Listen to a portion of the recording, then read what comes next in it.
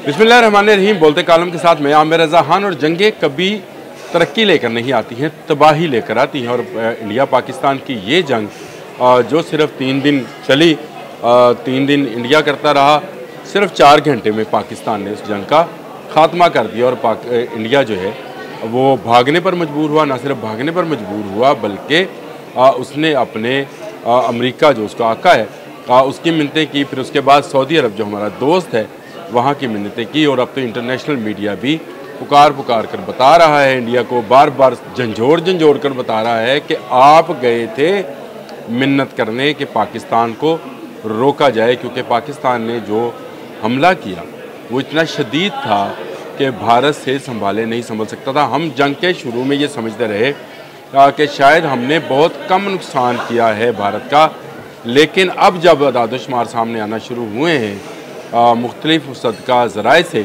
तो समझ में आती है कि ये तो नुकसान बहुत ज़्यादा है।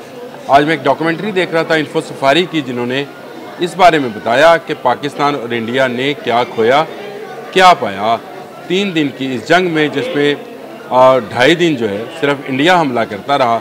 सिर्फ 4 या 5 घंटे में पाकिस्तान ने इंडिया का क्या नुकसान किया।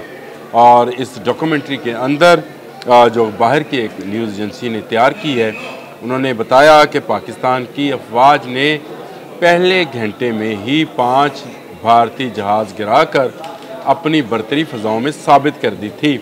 और इनमें एक जहाज़ राफेल भी था। हमारा दावा है हमारे 3 हैं, लेकिन ये 5 जहाज़ थे जो गिराए गए थे। इनमें एक जो था MiG-29 था, सुई Su-30 था और 3 राफेल थे। भारत से अब कहा जा रहा है कि वो अगर उसके पास 36 के 36 राफेल मौजूद हैं तो वो उनको शो कर दे, लेकिन मेरा ख्याल है कि वो उसको शो नहीं करेगा। इस डॉक्यूमेंट्री में बड़ी दिलचस्प बातें जो हैं कि उन्होंने कहा कि 26 अहदाफ को निशाना बनाया पाकिस्तान ने, और ये तमाम के तमाम अहदाफ वो थे जहाँ पर भारत ये समझता था कि शायद कभी हमला नहीं किया जाएगा। और उसमें जो सबसे महंगा तरीन ख़दब बनाया गया वो उनका S-400 सिस्टम था, जिसको वो समझते थे कि रशिया से लेने के बाद उनकी फ़ज़ाएँ महफूज हो गई हैं, लेकिन एक जहाज़ JF-17 थंडर ने उनका ये ख्वाब चकनाचूर कर दिया। डॉक्यूमेंट्री में कहा कि ये सिर्फ एक Su-400 नहीं गिरा था, भारत के सुपर पावर बनने का ख्वाब चकनाचूर हुआ। और उसका ख्वाब था कि वो जिस तरह से सुपर पावर खित्ते में बनना चाहता है, चीन के मुकाबले में, अमेरिका के मुकाबले में, वो उसका ख्वाब एक छोटी रियासत ने जिसका नाम पाकिस्तान है, जो डिफ़ॉल्ट के करीब था इससे 2 साल पहले, जिसके बारे में समझा जाता है कि वो बग़ैर कर्ज़ के चल नहीं सकता है, उसने 4-5 घंटों में इस सुपर पावर का तमाम गरूर खाक में मिला दिया। उन्होंने कहा कि 73 ड्रोन जो हरूप ड्रोन थे इजरायली, उनको मार गिराया गया। और मक्खियों की तरह, ये उस डॉक्यूमेंट्री के अंदर है कि हरूप ड्रोन्स को मक्खियों की तरह मारा गया। जितने ड्रोन्स आए उनको मार गिराया गया। वैसे इन ड्रोन्स की तादाद 80 से ज़ायद है, 85 के करीब हैं जिनको अब तक मार गिराया है। और यहाँ के ये इजरायली टेक्नोलॉजी थी जो कि अमेरिका के तवस्सुत से इजराइल तैयार करता है, बहुत ज़बरदस्त समझा जाता है। उन्होंने कहा सबसे बड़ा झटका जो था भारत को इस जंग के अंदर अपनी साख का पहुंचा। जो उसको गुरूर था कि उसकी फ़ौज बहुत बड़ी फ़ौज है, उसको धचका पहुंचा कि इतनी बड़ी फ़ौज और इतनी बड़ी एयरफोर्स रखने के बावजूद 4 से 5 घंटों में उनकी तमाम की तमाम फ़ज़ाइया, बहरिया और बरी फ़ौज मैदान जंग छोड़ चुकी थी। यानी वो सफ़ेद झंडा लहरा रही थी। और दिल्ली से एक अहलकार जो वज़ारत ख़ारजा का था, नाम था उनका विक्रम मिस्त्री, ये जा चुके थे सऊदी अरेबिया ताकि पाकिस्तान को मज़ीद हमलों से रोका जाए।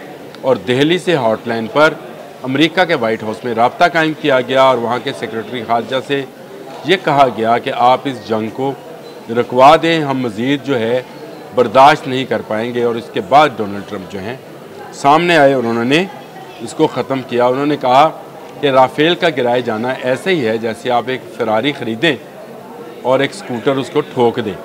ये लफ्ज़ हैं उसके। उस डॉक्यूमेंट्री के अंदर। उन्होंने कहा कि आप एक फरारी ख़रीदें और उसको एक स्कूटर ठोक दें। ये ऐसे ही है, JF-17 थंडर ने अगर गिराया है राफेल त्यारा, जो कि एक J-10C ने भी एक गिराया है, और हम इसके सबूत जो हैं DG ISPR ने दे, M.A. शरीफ चौधरी साहब ने दे भी दिए, उन्होंने नंबर्स भी दे दिए जो जहाज़ गिराए गए हैं। और इस वक्त बहुत बड़ा धचका लगा है। उन्होंने कहा कि ट्रंगाबारी का आर्टिलरी जो सेक्शन था उसको तबाह कर दिया गया। ये मैं वो बता रहा हूँ जो नुकसानात हुए हैं। इसके बाद पाकिस्तान का भी बताऊँगा, पाकिस्तान का क्या क्या नुकसान हुआ, क्योंकि मेरे आज के बोलते कालम का मौजू ही ये था कि दोनों ममालिक में ये देखा जाए कि किसका नुकसान ज़्यादा हुआ है।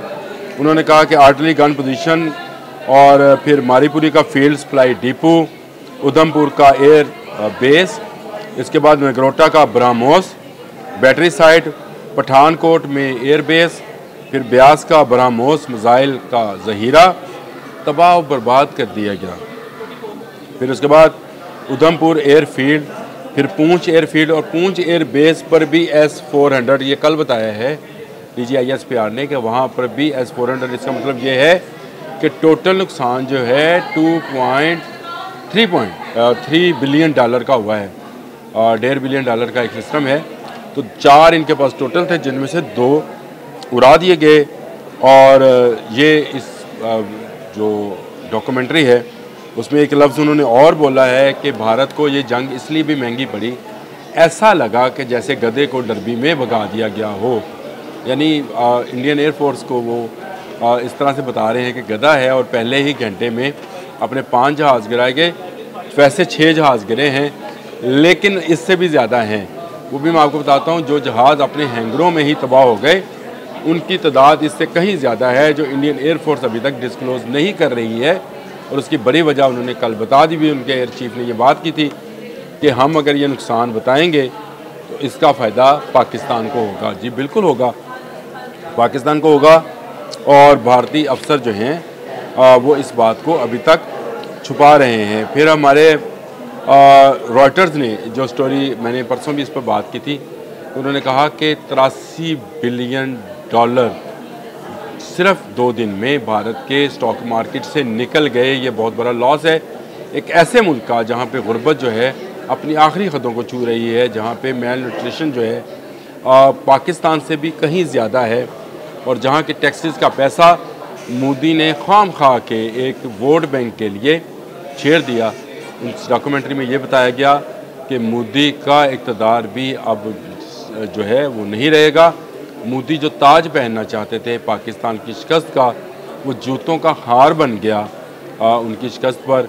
और उन्होंने ये भी सुर्खी लगाई कि लीमू पावर जो है राफेल, क्योंकि राफेल जब आया था तो उनके मिनिस्टर ने, जो उनके डिफेंस मिनिस्टर थे, उन्होंने लीमू रख कर उसका इफ्तिताह किया था और नारियल फोड़ा था।